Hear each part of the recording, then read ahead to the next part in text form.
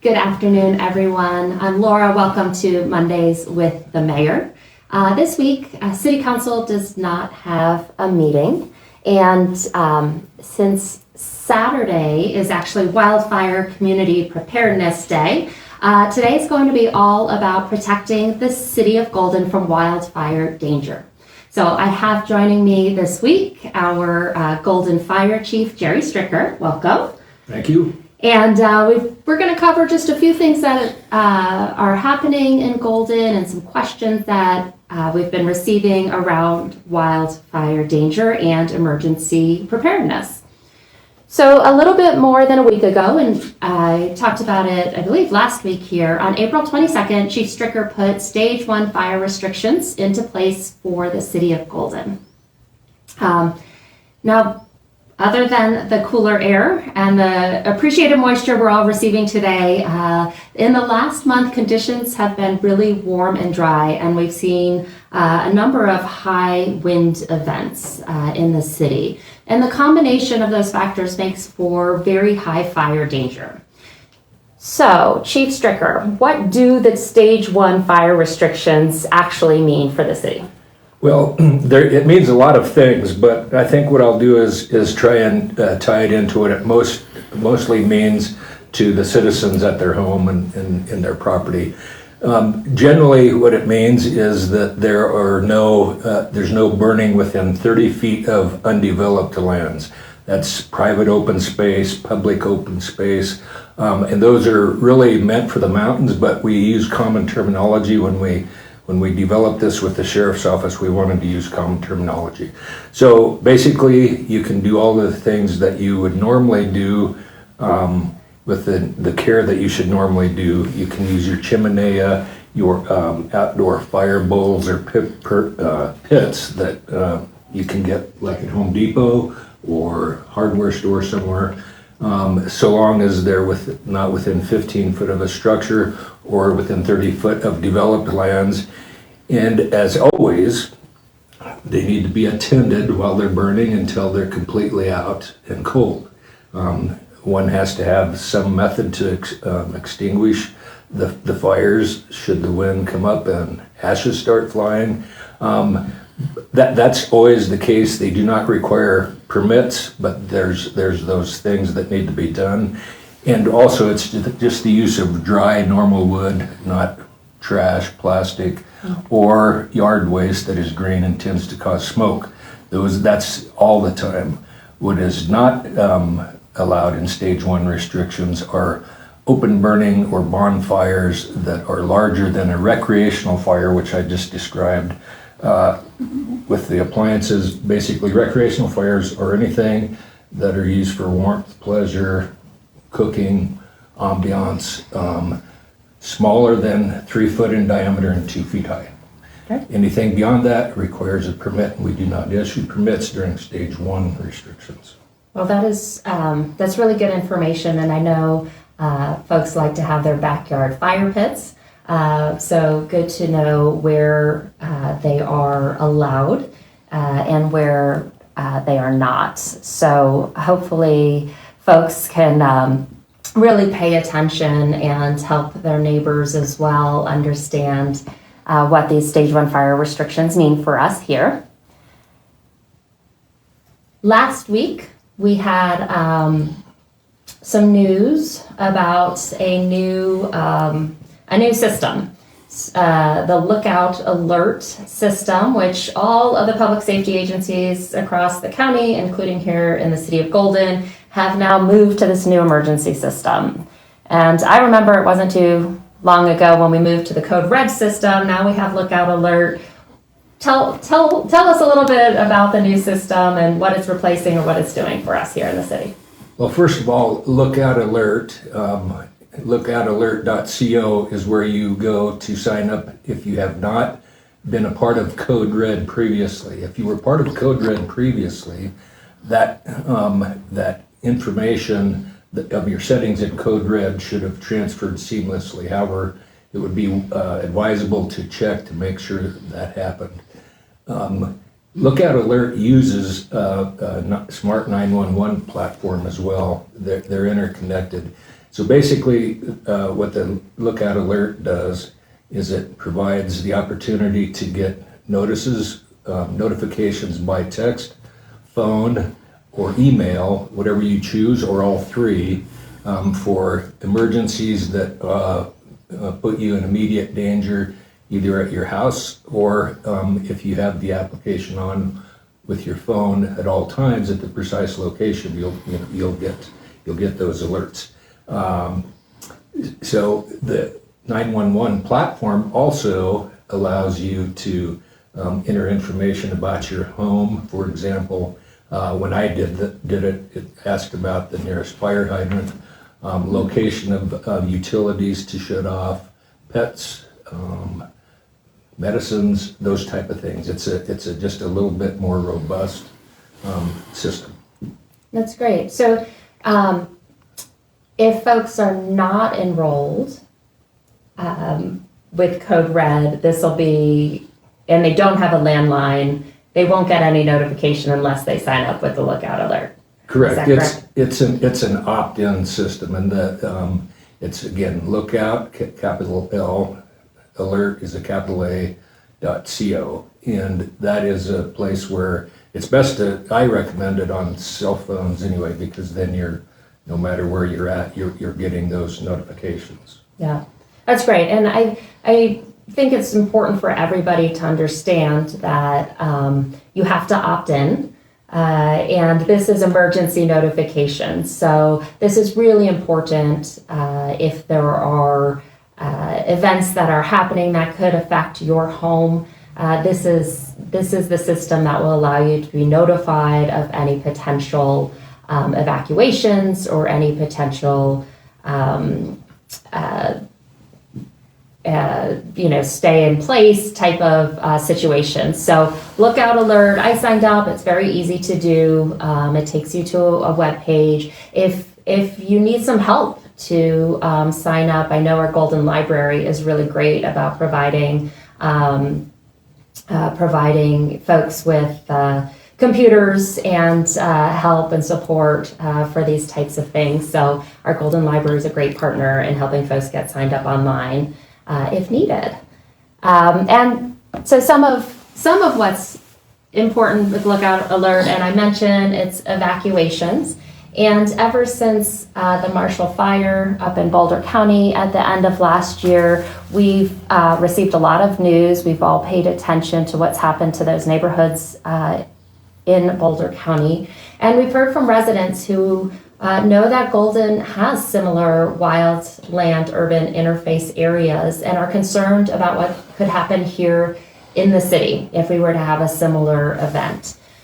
I know Golden Fire has been talking about wildfire risk for a long time. What should folks in the community know about what we are doing right now? Well, so a quick history. In 2007, we had our initial community wildfire protection plan that was focused on community engagement, and it still is today for the 2021 update.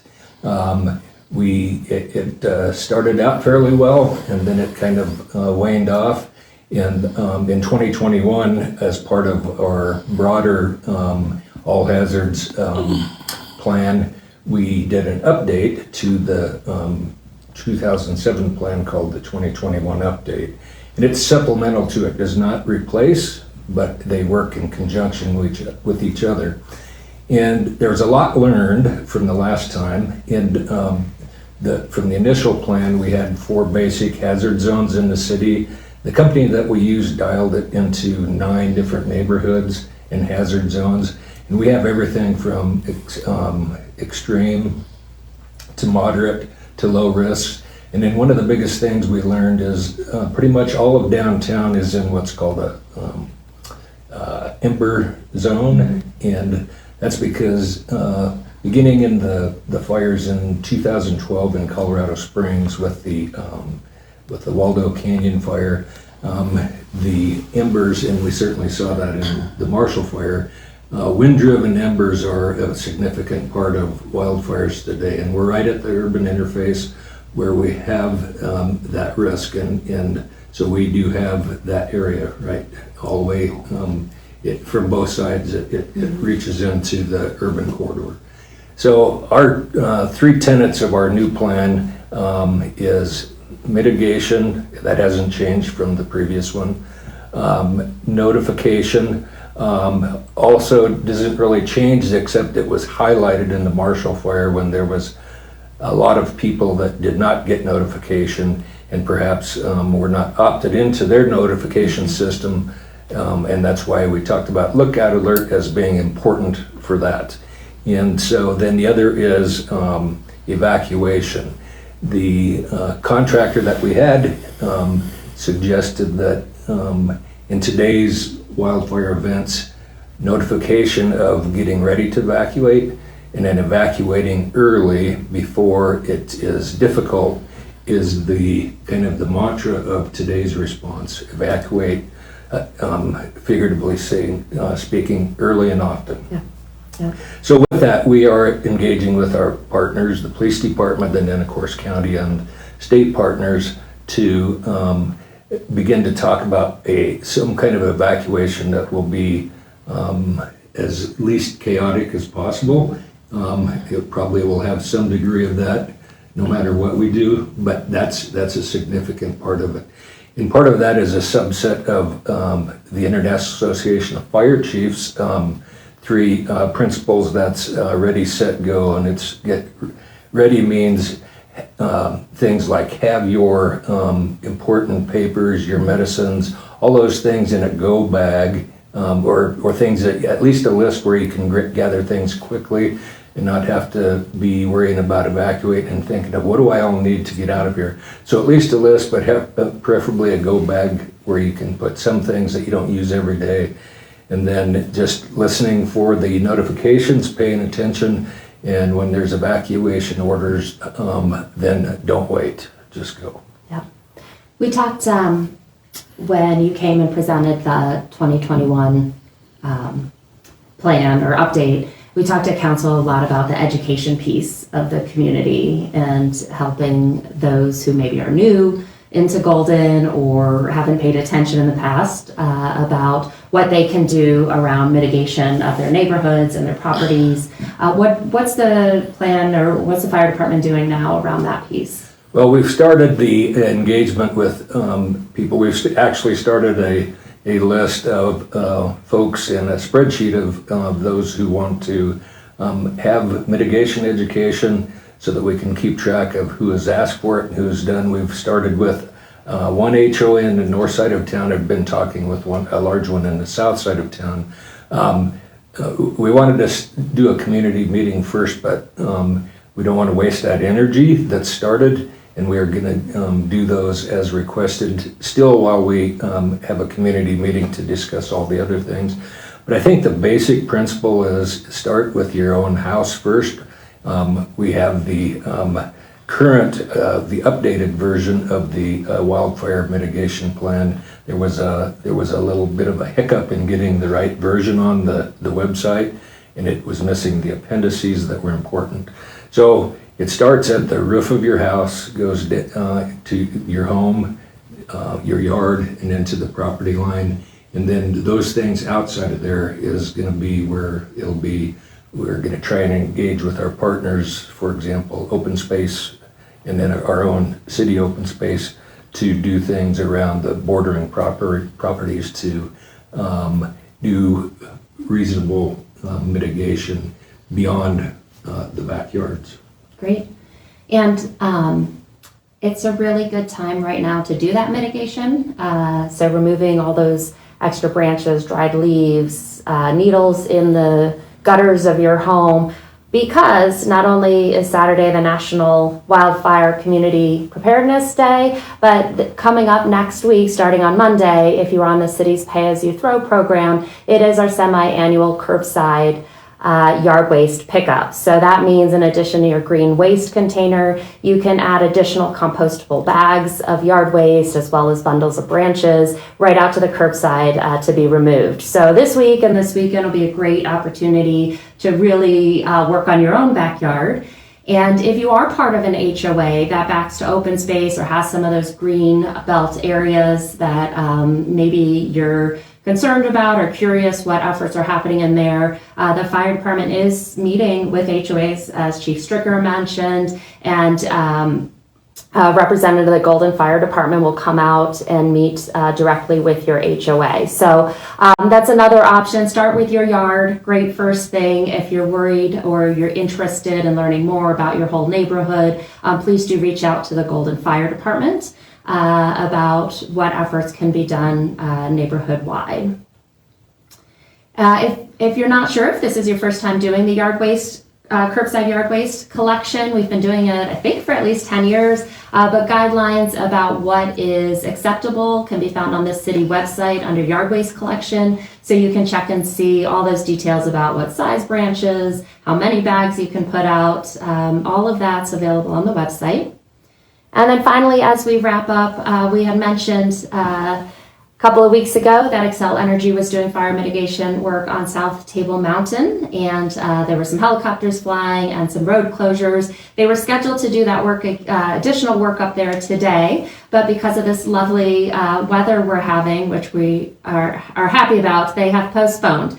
So they will be continuing the fire mitigation work on South Table Mountain. Do stay aware of when that work will happen, because there likely will be some road closures in the neighborhoods and signs and flaggers out. So pay attention to that so we can keep everyone safe while they're doing that important work on South Table Mountain. And with that, I think that's all the updates for this week. Please, check out the website for that wildfire plan. Take a look at where your neighborhood sits. Reach out to the Golden Fire Department if you have any questions. Sign up for the lookout alert, and we'll keep talking about what we're doing here in the city, and when that community meeting will be scheduled, and we'll let you know. Thanks, everyone.